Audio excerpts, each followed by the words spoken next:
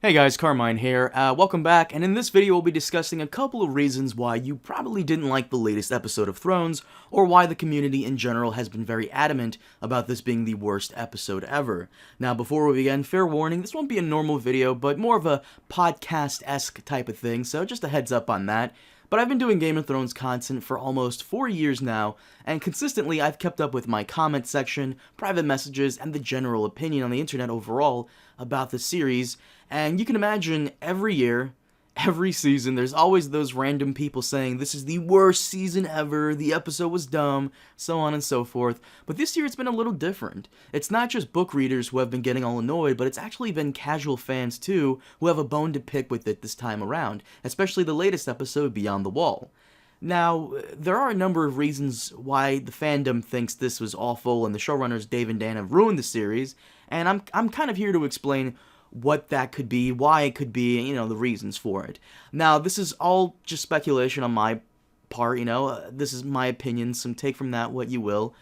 But I do have a review on it, check it out, and I give my full take on it early on in that video. Also, if you're listening to this right now and you enjoyed the episode, okay, fine, but make sure you're not a fanboy about it, because fanboys are people who will go out of their way to make excuses for why something was great and creative when it was just really awful. You wouldn't believe how many times I got yelled at by fanboys who believe that the Sand Snake scenes in Season 5 were creative, different, and empowering to women, and that I'm a sexist pig for not liking it.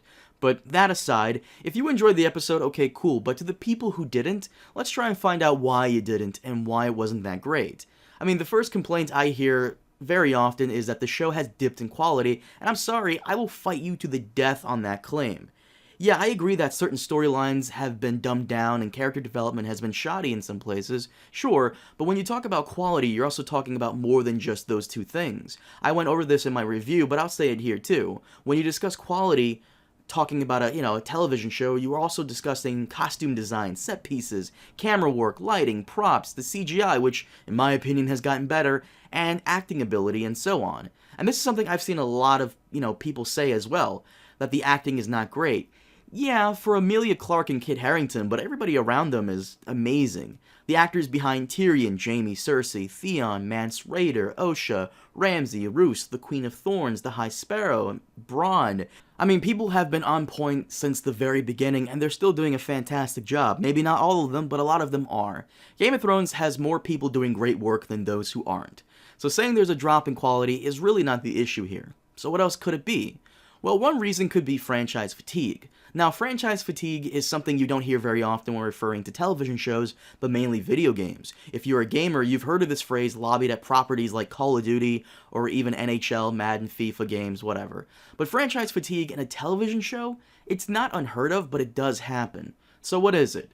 Well, it's basically when the audience starts to hate or move away from a series for being so repetitive in its approach to the material, and just continuing for the sake of money, making more money and not doing the series justice. It's when people are getting sick of seeing the same shit over and over again, and the audience for this sort of thing starts to die out.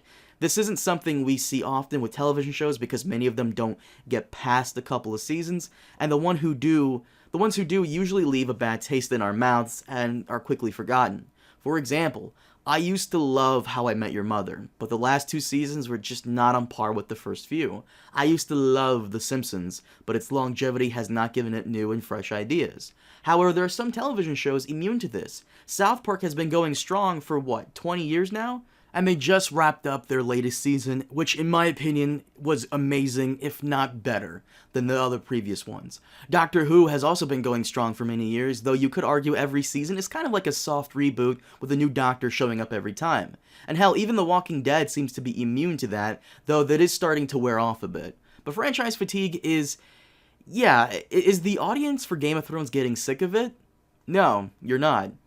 You guys are as devoted as ever, and HBO keeps breaking records almost every single week, even after the episode is leaked online. It doesn't seem that you're getting sick of it, but someone is. The showrunners.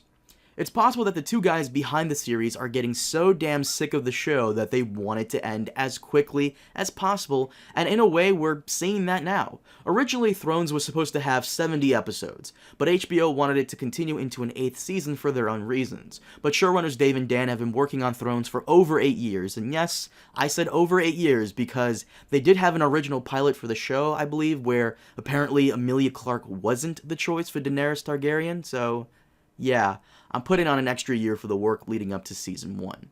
But yeah, they've been doing this for a long time, and understandably so, that they would get a little tired of it and want to finish it up so they can move on from tits and dragons to something more grounded, like a television show about an alternate timeline where the Confederacy won the Civil War and they have their own nation where slavery is legal, which is set to premiere shortly after Thrones ends. In a way, it shows their desperation to move on to other projects as fast as they can. Many showrunners usually take a long break after making a hit series, but it seems like these guys are already itching to move on to do their own thing ASAP. And I don't blame them. I don't blame Dave and Dan. Tits and dragons are nice, but when it's all you discuss almost every single day of your life for the past 8 years, and you've earned enough success from, doing it, to do your own passion projects, then it's understandable. But the franchise fatigue is lightly coming from them, and they want to get over it as soon as possible, and once again, I know why, they've run out of material, and the reaction to their own original storyline decisions for the series has been met with harsh reviews from everybody all around, so it's no wonder they're going to mess up towards the finish line.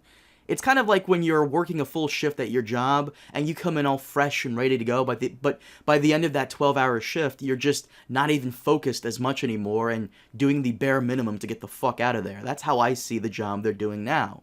But then you have the infamous HBO Curse, or maybe this is for television in general. HBO shows have been known to get terrible as they continue. One of my favorite shows before Thrones, True Blood, was great for the first 3 seasons, and then as time went on, it got just so bad that I didn't even bother watching the final season. I just didn't care. Now I'm a little too young to have been around for their other hit shows like Oz, Sopranos, and The Wire, and so on, but I'm told, as time went on, those shows lost their appeal in some places too. You could argue that in order to avoid this, they had material from the beginning, and when they ran out, they could have just asked George to step in and help them write, and I can't comment too much on this because that is the dream, that is what we want, but I'm sure there are reasons as to why this is not possible. But regarding the latest dreaded episode, which depending on when you're listening to this, I'm talking about Season 7's Episode 6, Beyond the Wall, it was met with insane reviews, and almost all of them have been super critical towards the episode. Why is this? Many people have said that it stems from the unbelievable crap they keep throwing at us, like the chains, Gendry running back, the teleportation, Arya and Sansa being dumb. Whatever your reason for hating it, at the end of the day, the episode was alright, it was fine. It wasn't the best dreaded episode we've seen, and it may very well be the worst episode this season. Okay, fine, but that's where I think it ends. But there is a reason for this, and I think I know what that might be, as to why it just wasn't that great. The showrunners aside. After the episode aired, I was able to come on my good friend Phil the Issues Guy live stream, and his co-host Joe said something very interesting about why this episode wasn't as great, and it made a lot of sense to me. His thoughts were, as to why it sucked, is that we've seen it before, while every other episode 9 was completely original. Let me explain. Season 1's dreaded episode setup was the tradition. The second to last episode had to be a game changer and flip everything upside down, or at least impact the series and many people in that world. Okay, fine. But each dreaded episode was unique in its own way and wasn't rehashed or combined with anything before it. Season 2 gave us a semi-naval battle type siege where a sizable battle took place near King's Landing. The episode was made even better with the wildfire explosion. Then we get to Season 3, The Red Wedding. Season 1 gave us the loss of our favorite main character, but Season 3 gave us the ultimate betrayal and the loss of multiple characters that we loved during the wedding. For those of you who didn't read the books, it was unexpected and out of nowhere. Season 4 gave us a defensive battle at the wall with giants, mammoths, and a pincer attack from the wildlings, while the skeleton crew of Castle Black held them off. Season 5, where we start to go off original book material, gave us the burning of a child and a Colosseum-type fight with a dragon.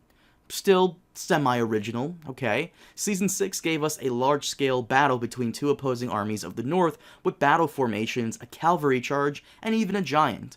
All of this are things we've never seen before in any episode previously. Now we come to Season 7's dreaded episode, and it was basically Hardhome combined with Spoils of War, the Field of Fire scene where Drogon comes in and, the only original thing being the Night King getting himself a spiffy new dragon. During Con of Thrones, someone who worked for Game of Thrones Season 7 said that the dreaded episode for the season would be like 10 times better than Hardhome. Okay, but were you guys trying to reproduce the Hardhome episode but better? I get that it has White Walkers, but can we have a different take on it instead of, doing the tried and true method of going beyond the wall, being attacked by snow zombies, lose some people, run away? Because that's all this episode was. Hardhome, but with dragons instead. So in conclusion, was the episode terrible? I wouldn't go that far because there are some episodes in Season 6 who would take the cake for that.